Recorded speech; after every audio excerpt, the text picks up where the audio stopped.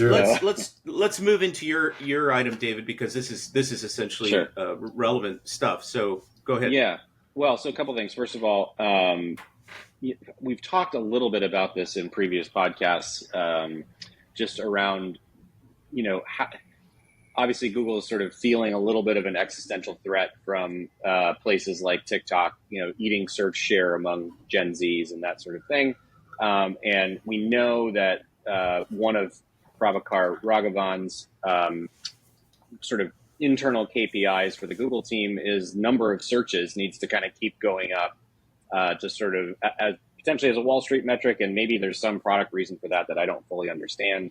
But I've kind of noticed both in my own sort of anecdotal searching, as well as some of our, not just our most recent project, but others, some really interesting behaviors from Google in terms of what I think is sort of artificially juicing those search volume numbers. Mike, you talked about, clicking on people also ask sort of links as one way to potentially train AI. But what I've seen with my own behavior, what we've seen with user behavior is that a lot of times that a zero-click search is simply an unsatisfied search, that people do a search, they look through a few results, and they're like, I'm not getting what I want here, and they go back and do another search. And so there's this weird sort of, there's this weird sort of paradox of product success as defined by Prabhakar Raghavan of like, oh, we don't want our results to be too good, because if they're too good, people are going to be doing fewer searches, and that's going to look bad for Wall Street. So that's kind of one vector. Another vector is I have noticed that when you do a search and you click, I want to see reviews for a certain business inside the Google, knowledge panel or business profile for that business, that actually triggers a new URL and a new search box. And so that is counting as an additional search, even though it's very much hinging off of that initial query in a way that I don't think Google did this historically. 4 or 5 years ago, if you click reviews, you were just sort of seeing a deeper set of reviews within the knowledge panel, within the business profile. And that's now triggering a new URL, and I presume counting internally as a new search. That behavior, I think, is pretty new. I noticed it as well. I would say in the last 6 months, right? Something like that. Feels like about that time frame. And then the third thing I would say, which is in combination with all of this stuff, or with the first two pieces, is, I'll say a third, 3A, is the faceted query thing we were talking about. Especially in a shopping query, if you're clicking facets, that's generally developing an entirely new SERP for you. And so that's another way to juice search volumes even on the same number of users. Okay, all of that being said, as like juicing search volumes, the other really interesting behavior that we've seen in multiple recent user research projects is if a user clicks an ad and lands on a site, reviews that site, and comes back to the SERP, the set of ads that's showing in the same spot actually changes. Yep. And so it is a way for Google to get more and more and more ad inventory on the exact same query. And we've seen this actually frustrate users who remembered where they clicked a particular business in the list of ads, checked out a couple more businesses, and then couldn't find their original choice right away of who they actually would, wanted to call first. And so I found that really interesting and sort of anti-user behavior in a way that is like only could only possibly come about with these sort of, I think, misappropriated, misguided KPIs around search volume and prioritizing revenue over user experience. So because the other day when Google announced their earnings, I asked Greg whether what did he attribute the increase in ad revenue to, and whether it was perhaps this kind of behaviors or increased price or whatever. And it wasn't clear from their financial statement exactly where the increase was coming from. Again, I think they're artificially creating more inventory from the same number of queries. I think is a pretty important takeaway. So three quick points. Sundar Pichai in multiple interviews has stressed increasing volume, increasing search per user as an indication of success. I've heard him repeat that multiple times. And is it success or is it failure?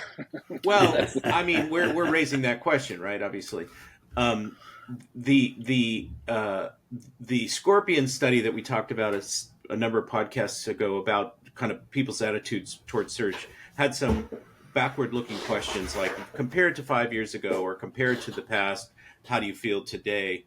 And people expressed that it was taking longer for them to get to relevant information, and that they were having to do more searches to do that. So that's kind of consistent with what you're saying.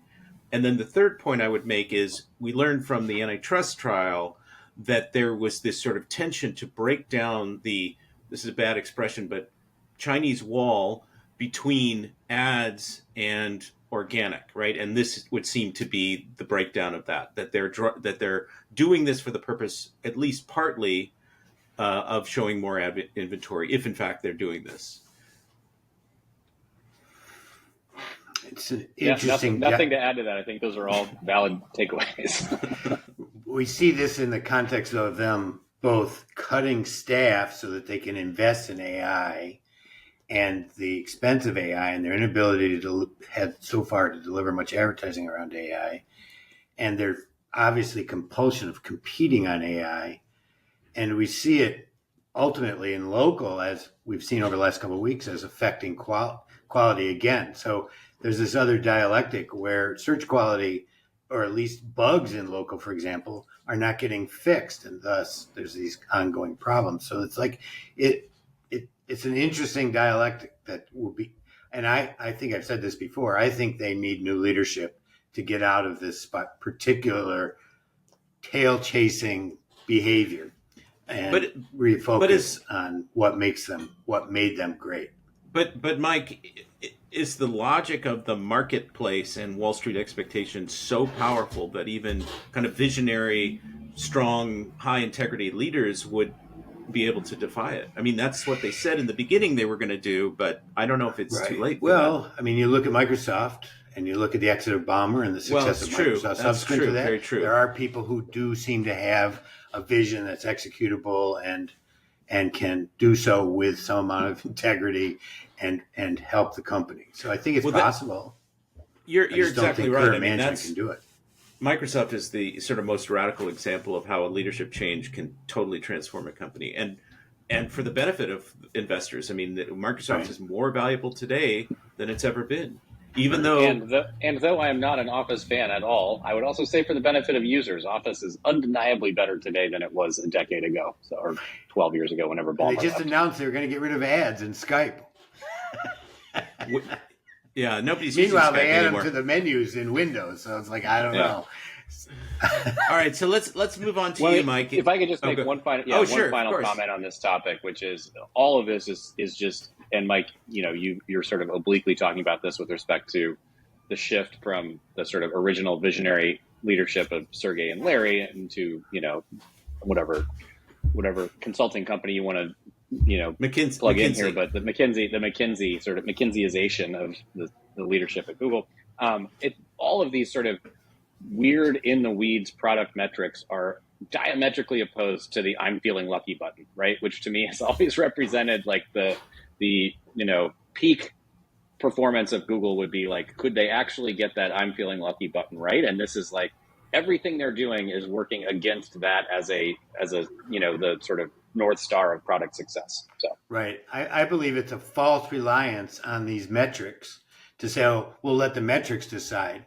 And this is Giandra, I think his name is pronounced Giandra, John Giandra, who used to be the head of... I think there's another syllable in there somewhere, but somewhere it's okay. It could be. The previous head of AI at Google, who moved over to Apple, who said this in an interview, that he couldn't get anybody to make a high-level decision, right? And I think that there's this false sense of reliance on these metrics, and the metrics, if they allow 5 messaging programs to go on simultaneously, are defeating their purpose, right? Or they're allowing products to die that shouldn't die. They're defeating their purpose. Well, sorry, go ahead. Oh no, that's it. That basically it's part and parcel of this package that we see that maximizes income, minimizes vision, lays off people. It creates this dialectic of an ossified. They're going to become Verizon, for Christ's sake.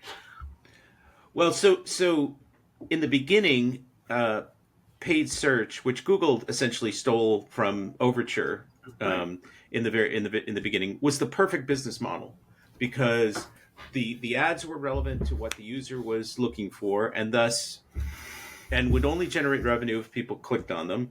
And so it seemed like a totally congruent business model. No tension, no conflict between ads and the user experience, or minimal tension at least. And now what we've got is something that's really at the opposite end of the spectrum, where the tail's wagging the dog, and you've got a user experience which is now built around maximizing ad revenue on some level, with some sort of nominal concession to the old way of thinking about search. Now, obviously, Google would aggressively dispute that, but it seems like the ad model is at kind of loggerheads with really treating making the user central to the experience as it once was. So.